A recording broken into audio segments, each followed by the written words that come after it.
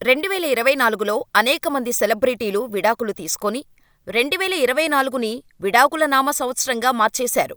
2024లో సినీ సెలబ్రిటీలు ధనుష్, ఐశ్వర్య రజనీకాంత్, తమిళ music director, hero జీవి Prakash, singer Saindhavi, Jayam Ravi, Aarti, AR Rahman, Sye Raa Bhanu విడాకులు తీసుకుంటే స్పోర్ట్స్ స్టార్స్ కూడా ఈ లిస్టులో ఉన్నారు. హార్దిక్ పాండ్యా, నటాషా, సానియా మిర్జా, షోయబ్ మాలిక్ 2024లో డివోర్స్ తీసుకొని అభిమానులకు షాకిచ్చారు.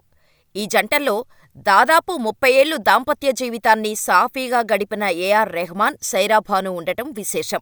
ఇదే విధానం 2025లో కూడా కంటిన్యూ అవబోతుందా అంటే అవును అనే అనిపిస్తుంది. అది కూడా మన తెలుగు హీరోయిన్ నుంచే ఈ సంవత్సరం విడాకుల పరంపర మొదలవుతుందని అందరూ అనుకుంటున్నారు. ఆ హీరోయిన్ ఎవరు? నిజంగా విడాకులు తీసుకుంటుందా?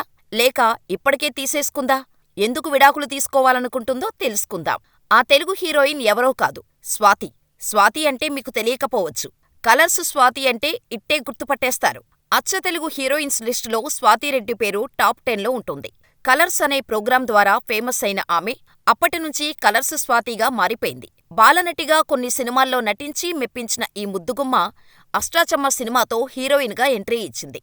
బూరెబుగ్గలు, కలువలాంటి కళ్ళు, పన్నుమీద పన్నుతో ఎంత క్యూట్గా కనిపించి కుర్రాళ్ల గుండెల్లో తనకంటూ ఒక ప్రత్యేకమైన గుర్తింపును తెచ్చుకుంది. మొదటి సినిమాతోనే మంచి హిట్టును అందుకున్న కలర్స్ స్వాతి ఆ తర్వాత వరుస సినిమాలలో నటించి మెప్పించింది.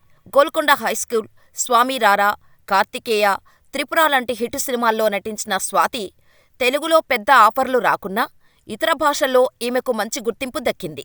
ముఖ్యంగా తమిళ్, మలయాళంలో స్వాతి నటించిన సినిమాలకు మంచి స్పందన దక్కింది. ఇలా కెరీర్ పీక్స్లో ఉన్నప్పుడే 2018లో వికాస్ వాసు అనే పైలట్ని వివాహం చేసుకొని పెళ్లి తర్వాత కొన్నేళ్లకే వీరిద్దరి మధ్య మనస్పర్ధలు వచ్చినట్టు సోషల్ మీడియా మాధ్యమాలలో కొన్ని వార్తలు వచ్చాయి. ఈ వార్తలకు తగ్గట్టే పెళ్లి తర్వాత చాలా కాలం ఇండస్ట్రీకి దూరమైంది స్వాతి. కొంతకాలానికి పంచతంత్రం అనే సినిమాతో రీ ఎంట్రీ ఇచ్చింది.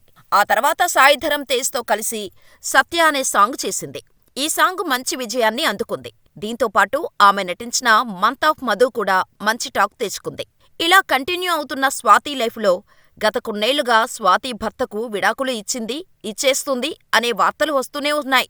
ఆ వార్తలకు తగ్గట్టుగానే స్వాతి తన ఇన్స్టాగ్రామ్లో తన భర్తకు సంబంధించిన ఫోటోలను, పెళ్లి ఫోటోలను, తను భర్తతో ఉన్న ఫోటోలను ఒక్కటి కూడా ఉంచకుండా డిలీట్ చేసింది. దీంతో భర్త వికాస్ నుంచి విడిపోయిందనే వార్తలు వచ్చాయి. కానీ ఆ సమయంలో స్వాతి ఆ వార్తలను కొట్టిపారేసింది. తాము విడిపోలేదని చెప్పే ప్రయత్నం చేసింది. ఫోటోలను డిలీట్ చేస్తే విడాకులు తీసుకున్నట్టు ఎలా అవుతుందని ఆమె ప్రశ్నించింది.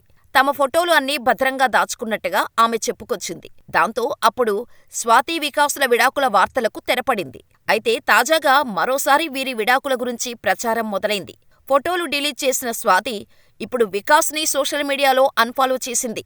దాంతో ఇద్దరి విడాకులకు ఇదే సాక్ష్యమంటూ నెటిజన్స్ కొందరు అభిప్రాయం వ్యక్తం చేస్తున్నారు.